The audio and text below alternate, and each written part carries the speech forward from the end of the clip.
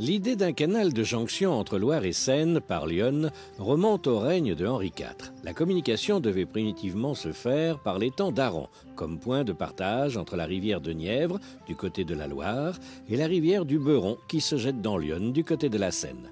Mais l'affaire ne resta qu'à l'état d'un projet, qui de temps en temps ressurgissait. Ce furent les problèmes d'approvisionnement de Paris en bois de chauffage qui le firent se concrétiser. L'ambiance du canal se définit par l'union intime de deux conceptions. Celle technique, qui considère le canal comme un outil de transport, comme une machine huilée qui n'exige qu'un savoir-faire exemplaire et nécessite un entretien régulier pour fonctionner. Celle esthétique, qui ne retient que le charme suranné d'un ouvrage recouvert progressivement par la végétation.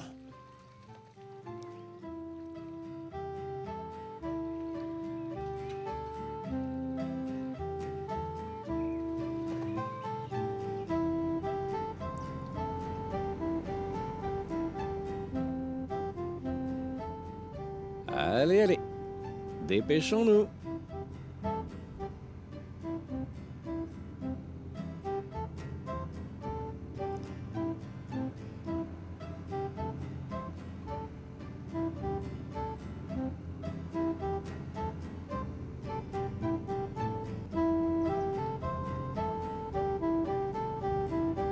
Eh oui, monsieur, on n'attend plus que vous.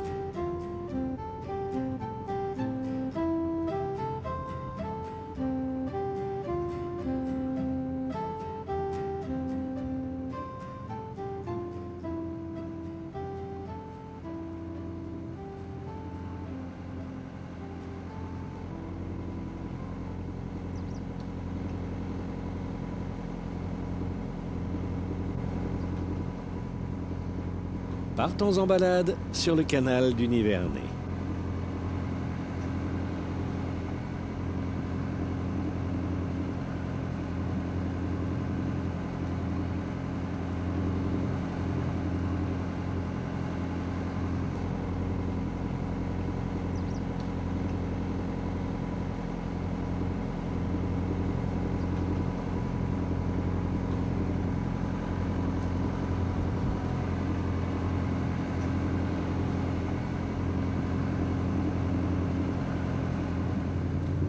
Aujourd'hui il fait très chaud, le soleil tape très fort et vous n'êtes pas sans savoir que le sambre est un poisson qui a horreur de la lumière. Donc dans ces moments-là, il ne mord pas bien évidemment, il est très peu actif.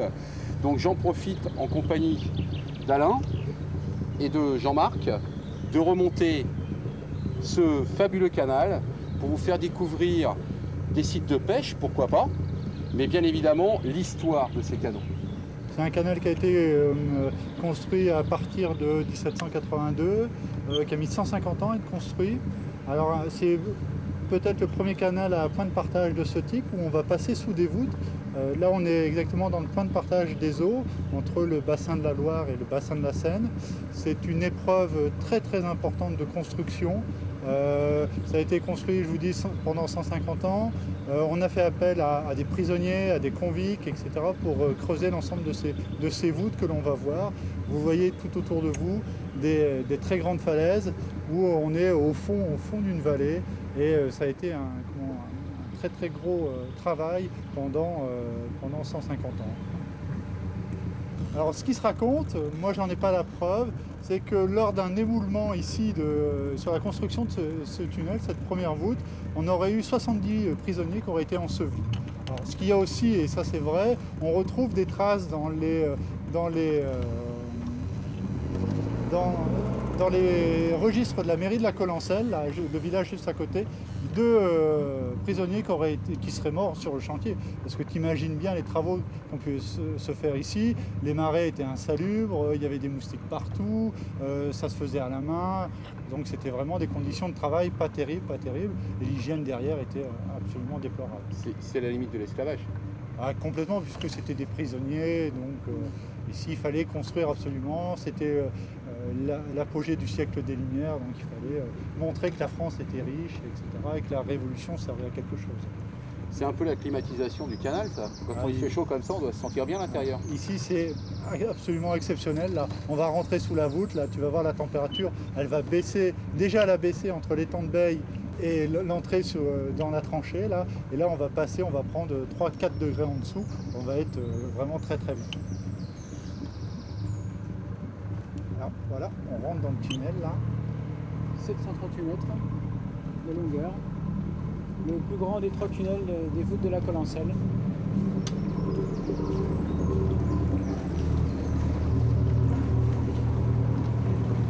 Il y a des stalagmites là qui tombent depuis le temps que l'eau est en train de se refaire, de descendre. Il y a des stalagmites qui se font dans les puits là. Est-ce qu'aujourd'hui, des pêcheurs louent ce type de bateau pour se déplacer, éventuellement se faire accompagner?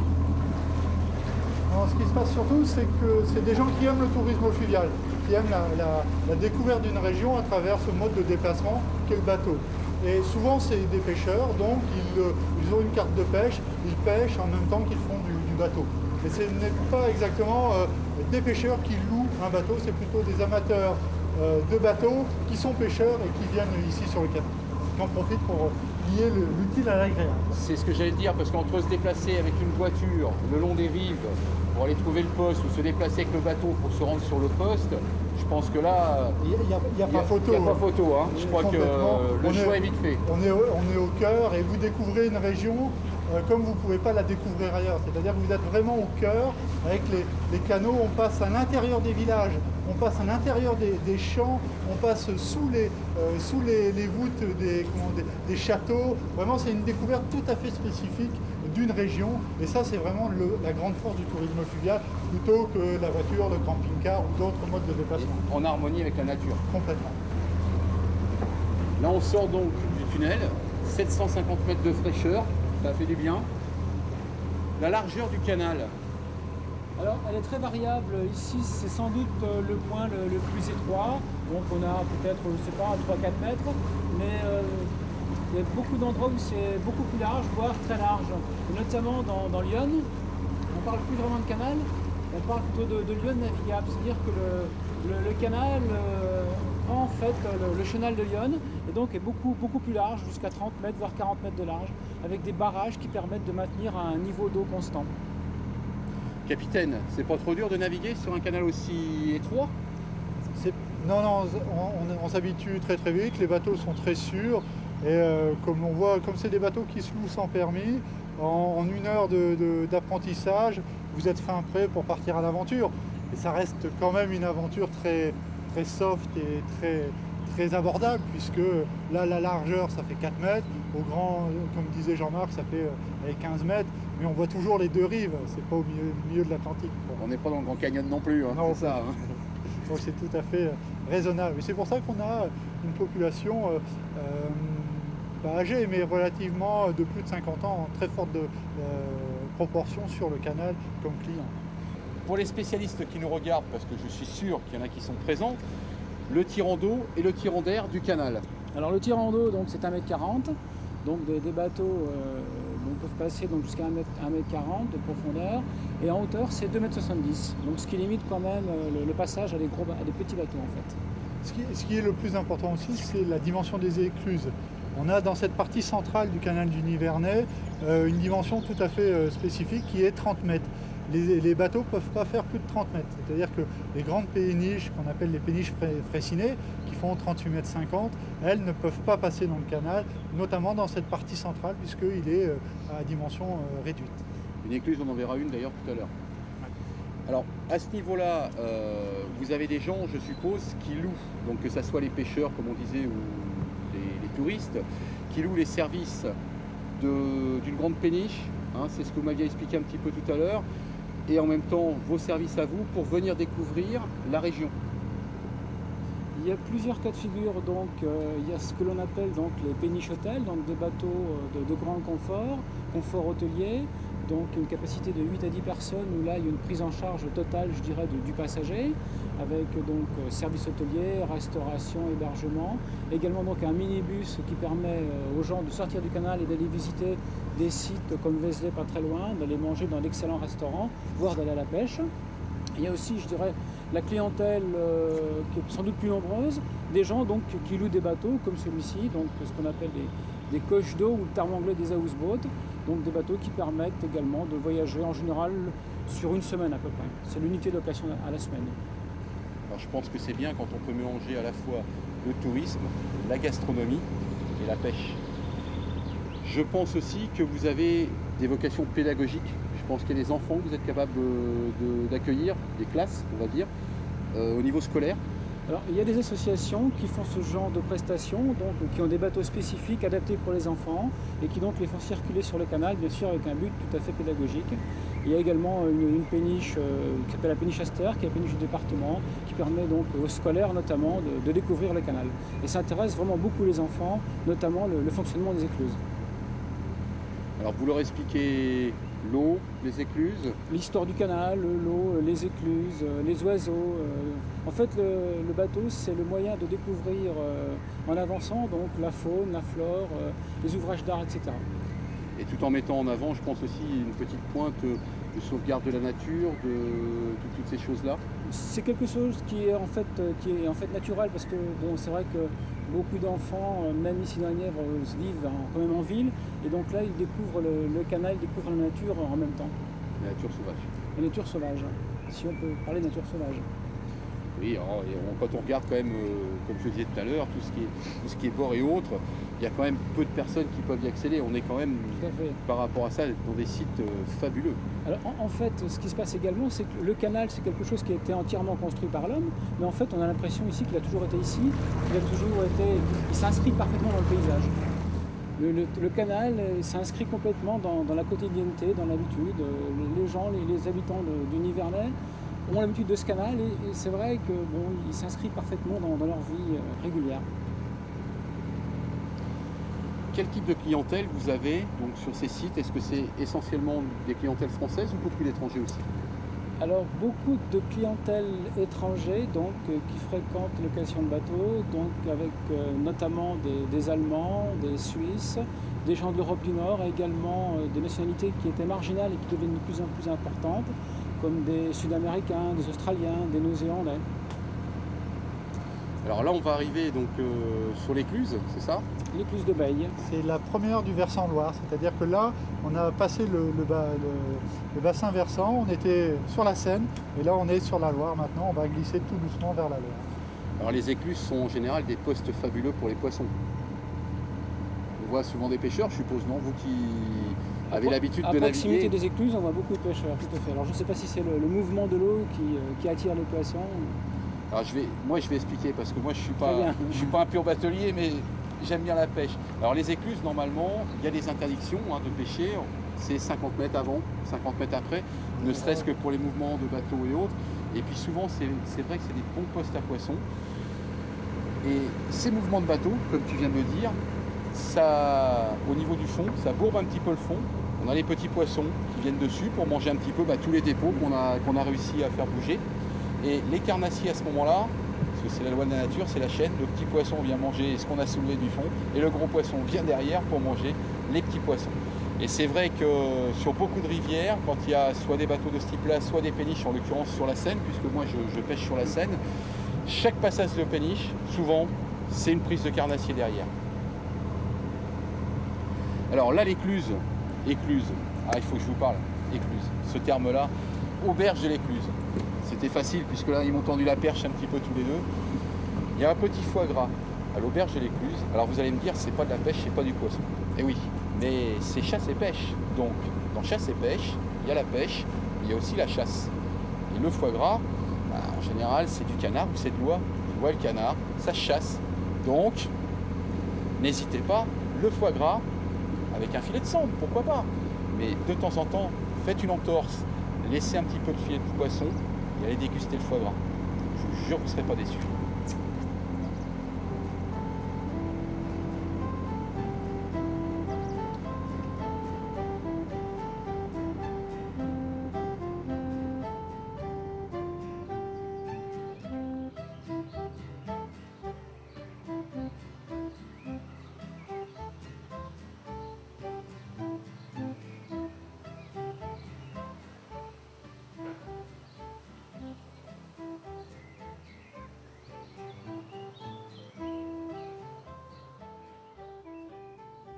Alors, donc, je prends mes foie gras, je vais donc les énerver délicatement. J'ai pris soin de les laisser ramollir un petit peu à température de façon à pouvoir les travailler plus facilement. Donc voilà, on procède de la sorte, en gardant évidemment le plus possible le foie entier. Et tout doucement, on sépare les lobes, comme ceci. On laisse aérer, bien sûr, pour ne pas trop tasser le foie gras, de manière à pouvoir l'assaisonner plus facilement après. Voilà, vous voyez, les nerfs viennent tout seuls. Il faut bien prendre soin d'enlever tous les nerfs, parce qu'un seul nerf peut être désagréable en bouche. Voici.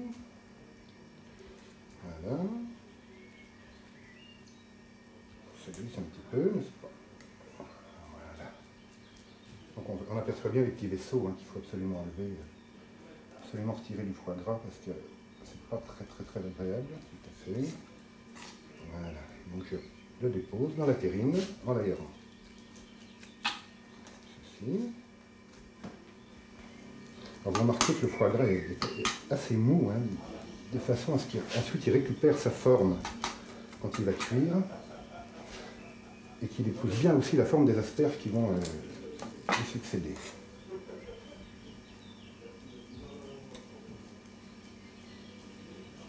Alors pour cette recette, c'est simple, 2 beaux foie gras, des belles asperges fraîches, vertes, du sel, du poivre, c'est tout. Rien d'autre. Et un petit tournement, mais ça, je pense que tout le monde peut réaliser cette recette. Voilà. Alors je le mets à peu près à l'horizontale, un tout petit peu de sel, comme ceci. Moi je le poivre pas mal, Ensuite, à la dégustation, c'est bien sympathique ce petit côté poivré. Comme ceci, bien régulier. Voilà. Ensuite, je mets des asperges.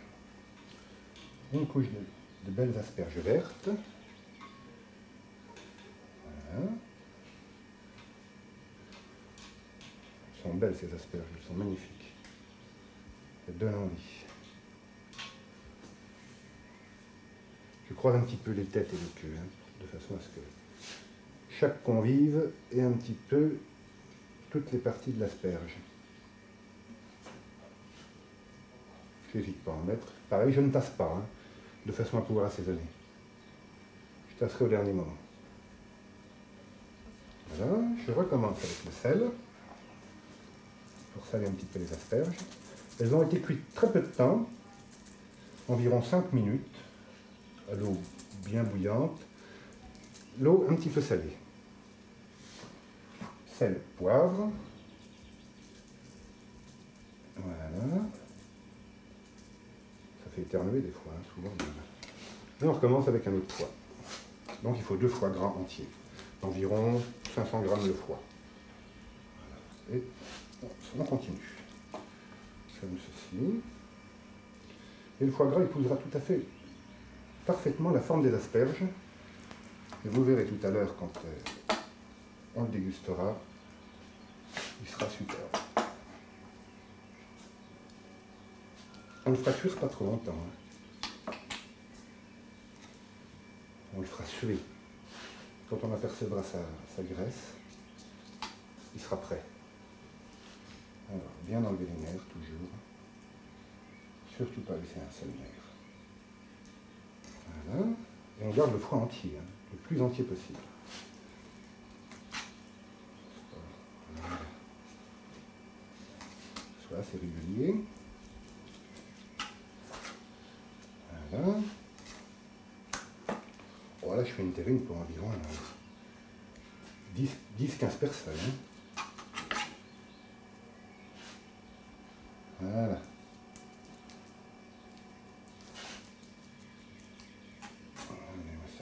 Il est bien jaune, il est magnifique. Il a été élevé au maïs, à l'ancienne, exactement comme il faut. Voilà, c'est pratiquement terminé. Je récupère tout. Il ne faut rien laisser. Ce qu'on produit. Voilà, et je recommence. Un petit peu de sel, comme ceci. et un petit peu de poivre. Le poivre fait ressortir le goût du foie gras et c'est divin. Voilà, c'est pratiquement terminé. Alors, je vais le passer un petit peu maintenant. J'ai pris soin de le mettre dans un petit film alimentaire de façon à ce qu'on puisse le démouler plus facilement après. Voilà. Je le passe un petit peu. Comme ça. Voilà. C'est terminé. Et le plus simplement du monde, je vais le mettre dans un four préchauffé avec un bain-marie à environ 100 degrés. Et puis il va cuire environ 10 minutes.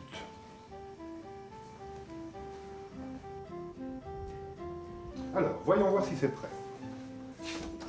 Apparemment, c'est bon. Environ 10 minutes. Alors, je le sors du four